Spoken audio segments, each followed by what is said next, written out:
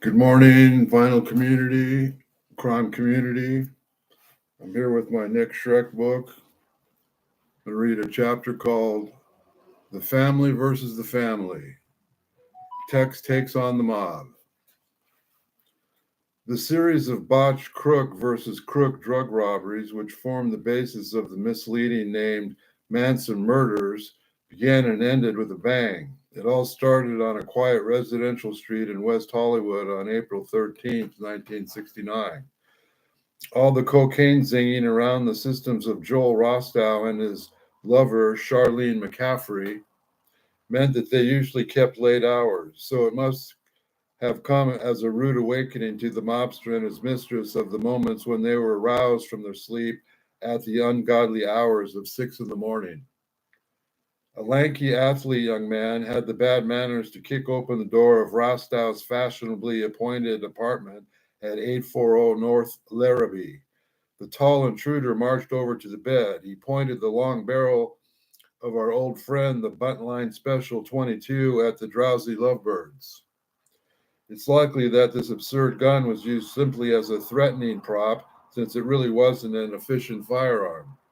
A shorter, stockier accomplice followed him into the bedroom. Was that Charlie Manson? Speaking in a cowboy drawl that marched his rather theatrical old fashioned revolver, the armed and uninvited guest ordered the couple to lie on the ground and keep quiet. With towels taken from the bathroom, the trespassers tried and proned Rostow and McCaffrey's hands and feet together. The intruders had pulled off their heist like this one before, so they were calm as they set to work.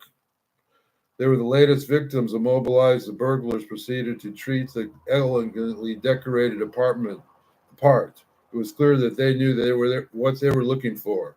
From the walls, the glossy photographed faces of Rostow's celebrity dope clients looked down from their frames upon the indignity their dealers were being subjected to. Not when on the job, the gunman would never have made such a brisk entrance. He was known by his friends as the courtly Southern deportment, a rarity in the uncouth criminal circles in which he traveled. But today, all of the Texan politeness his mother taught him was in short supply. He was strictly in business mode. Most of the future preacher's business in those days consisted of stealing large quantities of drugs, his fellow dope dealers, so far as it has proven to be the perfect crime. After all, the victims weren't about to call the cops. Charlene McCaffrey would recall that the Texan's colleague actually made the blunder of referring to the taller one as Charles. It was the formality of the name in those fantastic circumstances that stuck by her. Discretion being the better part of valor, McCaffrey may or may not have known that Charles was the last name of Watson. Precisely now, these four, if it hailed from Louisiana or Kentucky. In 2011 edition of this book, based on what turned out to be unintentionally erroneous information from one of my sources, identified the second robber as Bruce Davis. Since I have confirmed to my satisfaction that Davis was in England on April 13th, so he could not have been him. I should have checked. Among the corrections Manson provided me for this final edition, he was adamant that Davis was not involved in the Rostow robbery.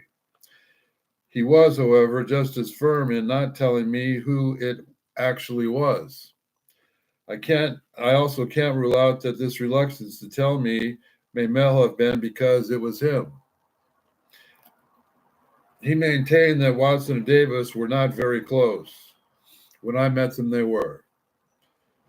That doesn't mean they drifted apart. They did drift apart, probably. He doubted that they were actually collaborated on any other scene than the group murder of Shorty Shea. Manson was always usually forthcoming in describing the Shea killings, even when it incriminated him. While even Manson's most candid remarks on the crimes were graduated, he told me and Tex and Bruce not getting along particularly well seemed credible. The criminology, a criminal's method of operation, is everything. This is the first time we'll encounter one of Tex Watson's signature methods of operation. A same drug dealer tied to his girlfriend motif will appear again 4 months later. at Cielo Drive, Charlene's employer and Rostow's friend, Jay Sebring, and his ex, Sharon Tate, will undergo a similar ordeal along with the bound Wojtek Frykowski and Abigail Folger. The ransacking of Rostow's apartment uncovered nothing. Not a man to waste words. Watson asked Rostow where it was. Rostow certainly knew what he meant, but made the mistake of playing coy. When a fierce kick to the bound man's ribs didn't coax the desired answer from him, Watson pressed the cold barrel to the gun of Rostow's head. He began to count to 10. Rostow, a seasoned professional using to facing life and death situations, relented. He directed them to the hiding place. Watson, as an assistant, hastily assembled their loot on the coffee table. Quite a haul for one morning's work, roughly 15,000 worth of the highest quality of uncut cocaine, hashish, and marijuana. The strong arm turned to make their exit. Rostow shifted a terrified Charlene so the robbers couldn't see him wriggle free. Considering the company of accomplished killers Rostow was accompanying to keeping, he must have seen that these two clowns were Bush League bandits. And the drugs they were preparing to haul off weren't his property alone. Company loyalty demanded he fight back. Rostow.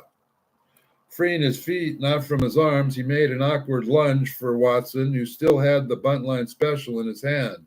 Startled, Tex managed to fire one wild shot without taking time to aim. The bullet went through Rostow's bare left foot. Even those bumbling booglers know that the sound of gunfire at 6 a.m. would have the pigs on their tails in no time. Watson and partner, who played it cool until then, fled in a panic. They left most of their booty behind. They didn't have far to go. Texas lived just a few yards away at his latest comfortable apartment on 917 North Larrabee. The man who would later preach the gospel to his prison ministry still had not something to do to learn about the loving thy neighbor as thyself. 5 minutes later, the cops arrived. They'd been alerted by the neighbors, awoken by the shot. A frazzled Rostow and McCaffrey were left with the onerous task of explaining why there was enough cocaine, pot, and hash lying around to keep all of Hollywood high until the next Oscar ceremony. Rostow tried to gambit of telling the police that the drugs weren't his. The stash, he improvised, were left there by the fleeing burglars. If the story is less than convincing, we must remember that he was still in excruciating pain from the bleeding bullet hole in his foot. The cops, who found the situation more than a little humorous, didn't buy it. Joel J. Rostow, yes, yet another J, and Charlene Ann McCaffrey were cuffed and carted away in a black and white, arrested for possession of narcotics for sale. When interviewed separately by detectives, neither was able to recall very much about the gunman or his assistant. Rostow, in particular, an old hand at the kinds of conversations, appeared to have been struck by a sudden case of temporary amnesia. He had no idea who the two burglars were, nor could he recall just what valuables they got away with. Charlene had little less practice in the ways of the underworld, was slightly more forthcoming.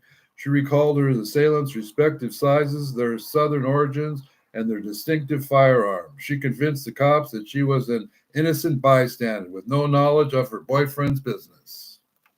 What would a simple receptionist at a hair salon know about drug dealings? They let her go.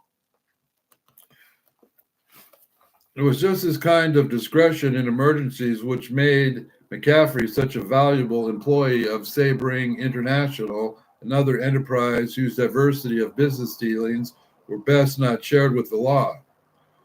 As she well knew, her boss, Jay Sebring, sidelined in retailing the chemical goods he obtained on a regular basis from her boyfriend, Rostow's wholesale dope operation. Rostow was fingerprinted and booked. His bail was set at $5,000, a considerable sum in '69 and an amount that oddly keeps turning up in this case. But despite the drama of his brief day so far, it's safe to bet that he wasn't too worried.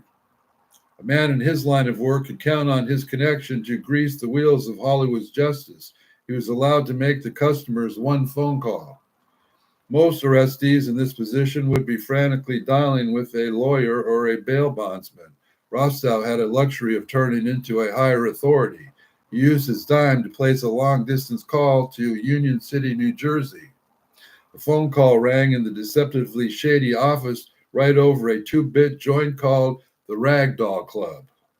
This was one of the modest executive suites in the Boiardo family business.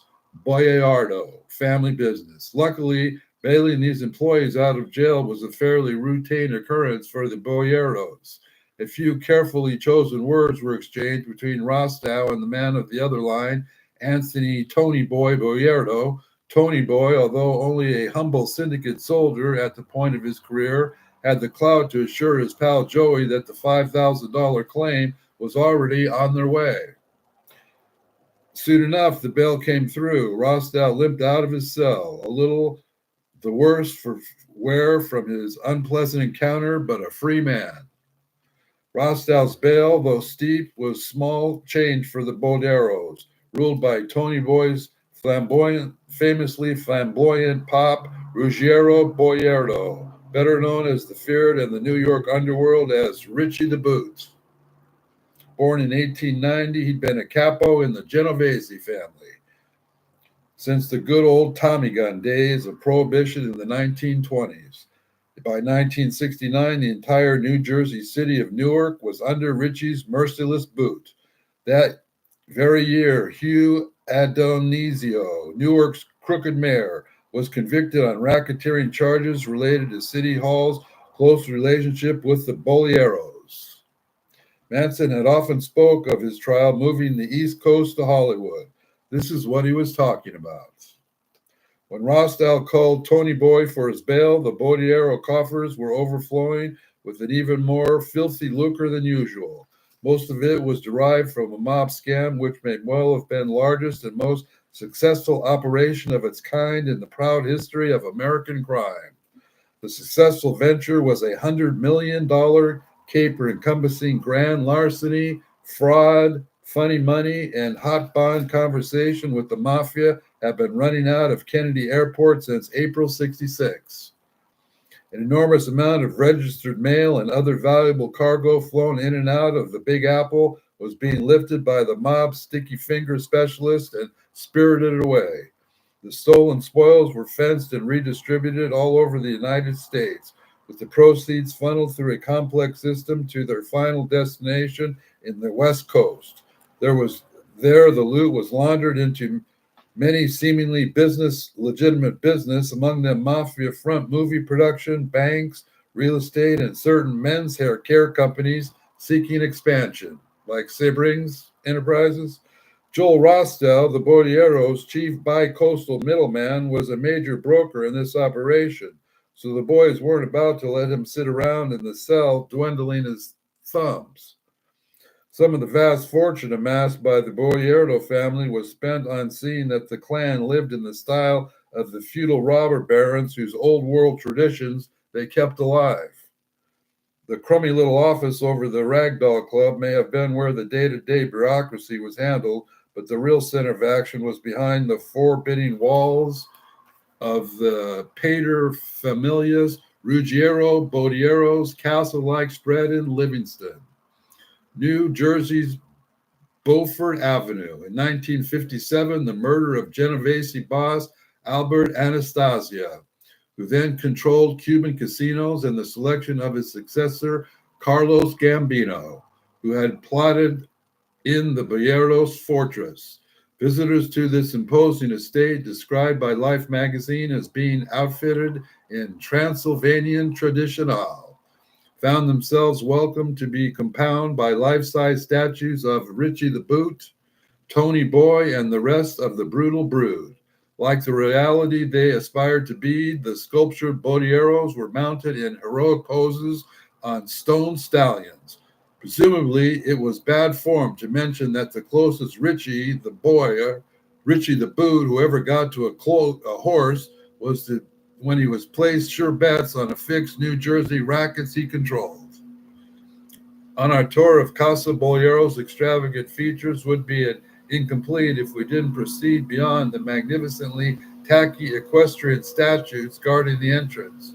Behind the family greenhouse where Richie the Boots experiment with his green thumb in his spare time. A family-sized, state-of-the-art oven had been constructed. The estate's verdant garden was sprinkled with the remains of what went up in smoke in that incinerator. In 1972, another mobbed-up connection we will loom large in the events to come. Paramount Studios producer Robert Evans released The Godfather. In the loving paean to the mob that made him, Bolero honored that he had served as a prototype for the Don Vito Corleone character played by Marlon Brando, began to call his private park the Godfather's Garden. The precise name of the Bolero's backyard botanical and baking activity was revealed when the FBI planted a bug in the office of the phone Richie the Boots Genovese business partner Simone Sam the Plumber, Rizzo's in early 60s. Bolero's associate Anthony Little Pussy Russo, once Vito Genovese's chauffeur and syndicate soldier named Ray DiCarlo, no relation as far as is known to fellow mob foot soldier and straight Satan Danny DiCarlo, were overheard to say, this is a quote from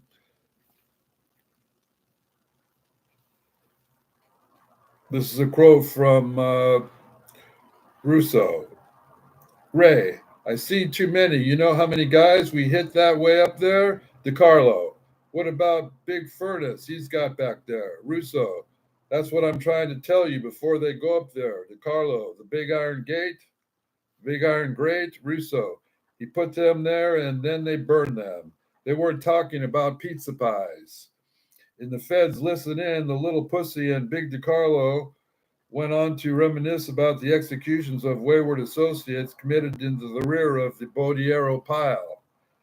They were described as one recently waxed stiff was hoisted onto the incinerator with the chain wrapped around his neck. Little Pussy Russo, who eventually got rubbed out himself for bringing an informant into the outfit, revealed then what the furnace was being stuffed with bodies done by the Boleros. The generous Richie the Boot allowed other Genovese chieftains to send their victims off with no frills furnace funeral. This was business as usual for the ruthless branch of the Murder Incorporated, which the amateur antics of Tex Watson and his yet unidentified comrade interfered with that April morning. The long arm and the long memory of the organized crime enterprise, where very disorganized criminals stumbled into this, has left its bloody mark on underworld annals. Bolero's rivals were committed infrastructures far less serious than the Watson robbery on Wastow ended up in an incinerator or worse. Watson's murders of multi-mob connected drug vendor Jay Sebring a few months later would have clinched his doom. The Watsons managed to survive all these years behind bars is a mystery that must be counted on as a minor mafia miracle. Perhaps Tex was spared because the born-again jailbird was so fairly patrioted his prosecutor Bugliosi's helter-skelter cover story, never breathing a word about the true nature of their crimes. Of course, he held that Joel Rostow's name never came up in the Tate LaBianca trial, and that he was no condition to testify to the time Watson went on trial in 1971. That's the end of that chapter. The next chapter is called Why Rostow Had to Die. I don't know yet, but we'll find out. So we say thanks to the vinyl community. I think Steve's like 2 or 3 subscriptions short of giving away the Mercy Mania album. So keep liking and subscribing, and I will start taking emails for that record.